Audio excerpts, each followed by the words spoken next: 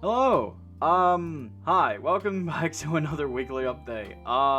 This week you only have me, and you only have me as a voiceover. Because Charlotte is currently not here, and so it's me doing it. Um, so I'll brush up on kind of like what we've done this week. So this week we start from Monday.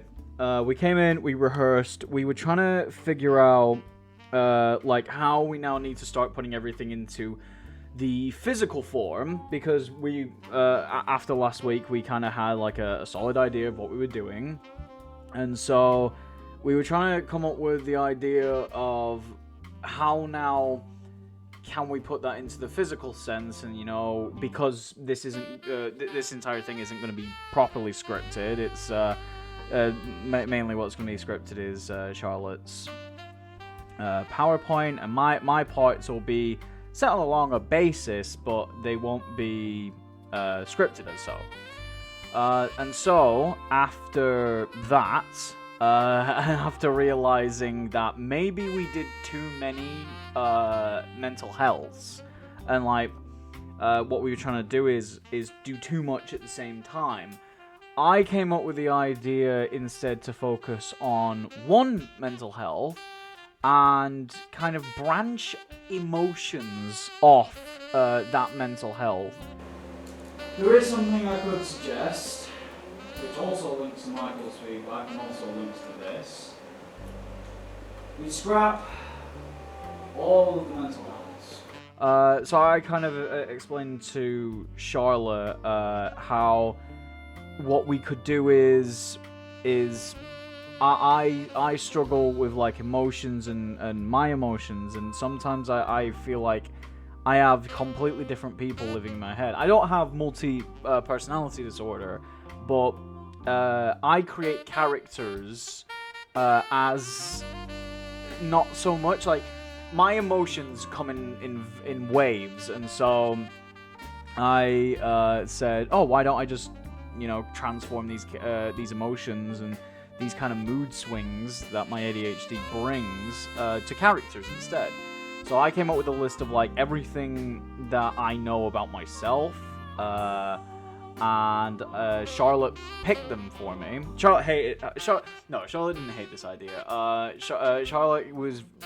I think she was skeptical about it, and like the fact that we had just come up with something, now we've got to basically change it, but it's not changing it as much, because instead of different mental health disorders, we're now just doing emotions. It's kind of just switching it. So each of the emotions now will be used in the games, and we've picked ones that are similar to depression, anxiety, ADD, OCD. Like we've picked different like emotions that kind of fit the generic area, and then I now have to create characters on them, which I thought was really, really fun, because there's not too much I have to actually put into a few of them, because I have ADHD, I understand it a lot more, and like in a way I'm playing myself as different variations, which I think is really interesting, because it's actually finding out more about myself as well, and not just other stuff. So that's what we did on Monday. On Tuesday, we did some mocap sessions, so motion capture sessions. I did the morning, and Charlotte did the evening. And we went through a process of getting into the suit, being told like how the suit works and stuff. I actually didn't know that motion capture was mainly light, which is really cool, and how the little bubbles around glow, and that's how the sensors see them. So I thought that was actually that was something I never knew about motion capture, so that was actually really cool. On top of that, we then had to calibrate our suits, so we went through a variation of motions to get calibrated. So basically the suit could calibrate our body and like how big our chest was, for instance. You know what our motion of arm movements and leg movements we had. So obviously it knew kind of how limber we were, which it was very cool. And then after that, I did some zombie work. So I did some idle stances. I did some walking. I did some attacks. And I think that's it for me with the zombie. Charlotte did also some other stuff, looking at her footage, because I wasn't in her session. She was doing mainly some fighter stuff. It looks like she was doing like kind of Street Fighter looking, like Mortal Kombat, kind of side-on character movements and stuff. So I've got some footage of that you can see on the screen now. And then for me, I did also some stuff with like a soldier. I requested if I could hold a gun and, you know, become like a soldier and stuff and do some like movements. So I did some of that. And then we had some students come in. Charlotte had more students than me, so it's annoying how she can't talk about her process, but I'll talk about mine. I was asked to do another kind of Street Fighter type stuff. I was actually asked to play a woman, a female character, who would stand on one leg and be in this kind of like swivel pose, which was actually quite hard to do because obviously it's not natural to just stand on one leg, and you know I haven't done like kickboxing or just boxing in general in a very long time, and the character was very kickboxy style, so that was quite tough, but I really enjoyed it, and from what I've heard from Charlotte, she really enjoyed it too. Along with that, on Wednesday we decided to do another hot seating trial to now introduce these new characters. I'll go in order of which ones we did. So first off, we did me, and Charlotte asked a series of questions, and each of us answered as the character would. How old are you, Reese? 21. I actually forgot my own age. You forgot your own age. 21. 21. 21. I'm 21. 21. Because I was also playing me, a lot of the characters actually answered the same thing, which in a way would be realistic for these characters because they are all me, except they're all different versions of me. So we had me, then we had Harry, who is my hyperactiveness, who's very, smiley and overjoyed, and he gets a bit too giddy. And then we've got Larry, who is our lonely side, and he's quite, quiet. He doesn't really want to talk to people. I'm associating the loneliness with depression and also ASD or ACPD. ASPD, not AC.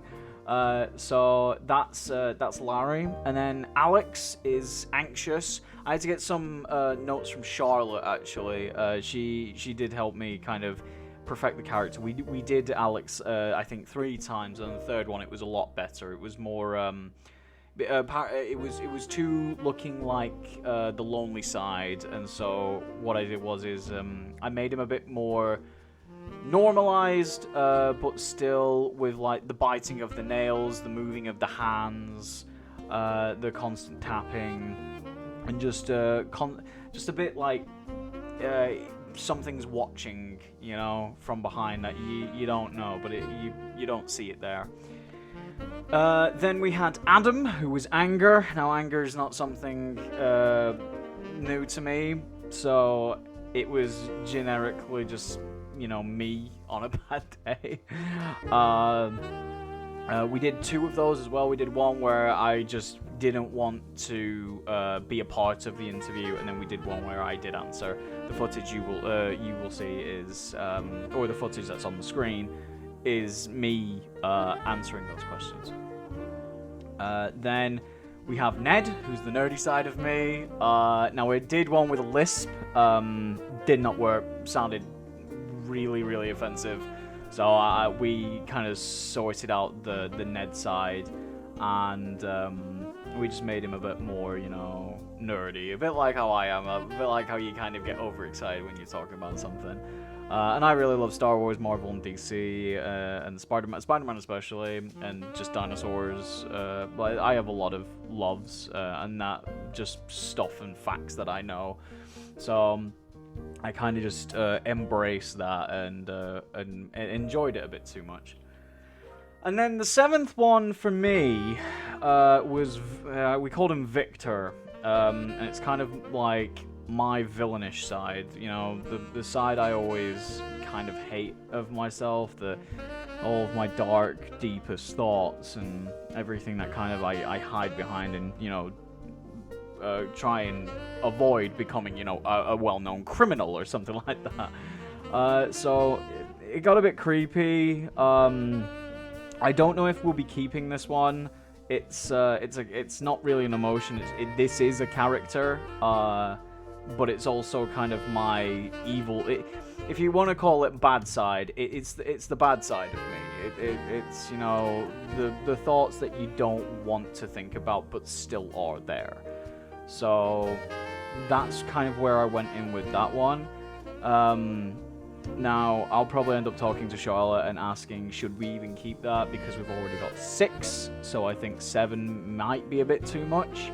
Especially where we want the show to go, with like people's comments and interviews with like the gaming community and stuff on how they cope with their mental health and stuff. And then we did one for Charlotte. We did Dr. Joy, which is going to be Charlotte's character. Charlotte is actually going to be playing a character of herself. As well, but it will be a character. It's not going to be properly her because Charlotte is not a doctor, so it's not realistic. So that's where we went with Charlotte, and Charlotte actually really, she said, to quote what Charlotte said, she actually enjoyed going a bit more into her character because she needs to understand her character a bit more, and hot seating always does that, especially because we weren't using like the proper Stanislavski questions with like the what's your name, how old are you, where are you going, where do you want to be, like they're the Stanislavski questions. But what we did is instead we wanted to find out like hobbies, age, obviously all the ages are the same. I'm 21, that makes sense. Me and Charlotte finally got Just Dance, which we'll be adding into our show at some point. We're not going to tell you where, but while I'm talking about Just Dance, we want Just Dance to kind of be the final icebreaker, in a way, to the show, or an icebreaker some sort. We're still figuring out where it needs to be. It's not. It will link to one of the emotions, one of the characters, but it needs to be an icebreaker because obviously we're doing a tough subject, and not many people understand how important mental health is. We live in an age where a lot of people now have been diagnosed with like stuff that they didn't even know existed like 20 years ago. So it's interesting that we're doing something that doesn't really get a lot of look into, especially in theater. So yeah, that's what we were using Just Dance for. Like all these games, they do have meaning, and I will talk about the games a little bit more in the future once we actually start doing more with them. I can do it now, but at this point in time, there's no point talking about them. So yeah, that was the end of kind of our week. And then by myself, I finally got an interview with one of the YouTubers that I had been emailing weeks ago. Now, if you don't know this YouTuber, this is RZ. He almost has 20,000 subscribers, and he is a Minecraft YouTuber who does SMP styled role. I don't want to say role plays because he says they're not really role plays either, but they're kind of scripted and they're kind of not. A little bit like what we do in DMP with Flipside and Ratbags. So, like, Flipside isn't really scripted, but it has a basis. Ratbags is scripted, but, you know, there's always room for wiggle. And so what I did is it was a very informal interview, just kind of wanting to get another person's side on how they think gaming kind of treats the mental health community and what it does for people. So I'm gonna stop talking and I'm just gonna play just clips from the interview, and then you can see kind of like his opinion and also just us two talking. The full interview won't ever get released for just, you know, personal reasons. But please go subscribe to RZ. He's a lovely guy, and he's just trying to do what we're trying to do. He's just trying to, you know, create, and that's literally all some of us want to do, you know. None of us want to get famous. None of us want to actually do this. Most of us just want to create and put our stuff out there, and that's kind of the whole point. So yeah, I'll play those clips now. My first question is kind of like, how did you get into gaming? It's a good question. I first got into gaming, I'd say probably all the way back in probably 2003, 2004. I was very young at the time. Wow. My parents had gotten me one of those Game Boy Advanced consoles right when they first came out. Or around the time they first came out. I don't remember exactly when they came out, but yeah, those, and it was great. You know, it was the first, you know, I think thing that I started really following. You know, as a kid, you don't really follow. You're not able to follow a lot. Your attention span isn't you know, too great, and especially for me, because I actually do have ADD, or now just ADHD, but I obviously didn't know at the time. And I don't think that, you know, really came out until later to begin with, but I'm digressing. The point is, yeah, it was around that time. And honestly, ever since, gaming's been a huge passion of mine. So, what's your favorite game of all, to be honest? Yeah. It's a good question. And honestly, I don't really have a good answer for you, to be completely honest. I think I play a lot of different games. Obviously, Minecraft is what I do. Yep. For YouTube. Minecraft is what really got me here. But I think a lot of the things that I'd say are my favorite of all time, if you really were to put it together, would probably be the things that really got me to stick with gaming. And that would probably be, wow, can't talk. That would probably be Mario Kart. Mario Kart Double Dash, I would probably say, would be the game. Obviously, like I said before, it got me into gaming. You know, the Game Boy got me into gaming, but the GameCube is really what got me to stick with it. What do you think, like, video games does for you in terms of kind of your mental stability? You don't have to go into too much detail if you don't want to. It's just to kind of get an idea of, like, does it help you cope? Is it more of a getaway? Mm-hmm. Does it not help at all? So what are your thoughts on that? It's a good question. I definitely, growing up, for me, that was really big. You know, for kind of getting away from it all. I think for me personally, I definitely struggled a little bit to sort of fit in with the people around me. Not that I was this, you know, complete outcast or anything like that, but, you know, I had friends and I had a good time, but I never really felt that my passions and like what I enjoyed was as understood, you know, unless I was in kind of the gaming world. I think that's kind of weird to say, but that's sort of where I was. I think that's kind of, for me, it was always an escape. It was always a way to really enjoy myself. you know, with the kind of worlds I could explore, with the kind of stories I could be a part of and could tell. Do you think that, in a way, our world can coexist with the theater world? Yeah, I don't see why not personally. I mean, it's obviously, you know, they have their similarities, they have their differences. I don't see why they can't. I can see why it to me, I definitely think it's difficult for some people to accept that it's even really a thing. Yeah. You know? It's not really the most popular thing. Um, you know, it definitely doesn't have as many of the same um, levels of credibility by any means, nor I think will it for some time. But you know, I think there's important things to remember about both.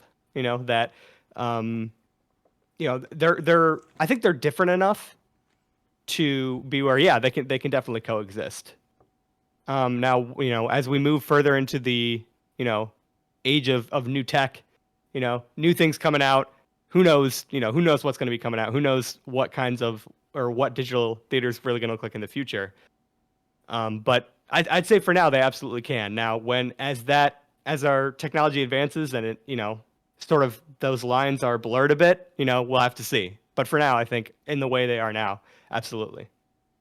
How do you feel about mental health being portrayed in theater? I'm not sure how much I can speak to that for like theater in general. You know, just based on you know my current levels of experience. I did work on you know various theater productions. You know, growing up when I was younger, but obviously they were all smaller. You know, school-based ones. And I've definitely been to a few, but not a whole ton. But yeah, I mean, I definitely think it's important. I think it's more important now, in general. I think it's more important now than it's ever been. I mean, you know, based on you know, kind of what we see happening in the world and what's going on. I think there is a, like you said, you know, a little bit of a shift away from it for whatever reason. You know, to focus on other things maybe. And I think it's definitely one of the things that needs more attention. Definitely one of the things that needs, you know, to be focused on a lot more because, you know, at the end of the day, that's really what's going to impact everything else. Um, you know, that's you know how you're doing, how you're feeling, how others are doing and feeling. You know, that's really going to be one of the most important things for, you know, how your stories are told. You know, how your stories go. All right. So now that we that's kind of the whole weekly update that we have. Hopefully next week coming, so week 3, we're gonna try and start doing physical stuff. Start actually putting the show together and making it what it is. I also am trying to do VR stuff and managed to book out a VR, so I'll have that this week, next week as well. Alongside trying, yeah, we're just gonna try and now put stuff into the physical terms rather than the idealistic. So, thank you for listening, and we'll see you next week. Bye bye.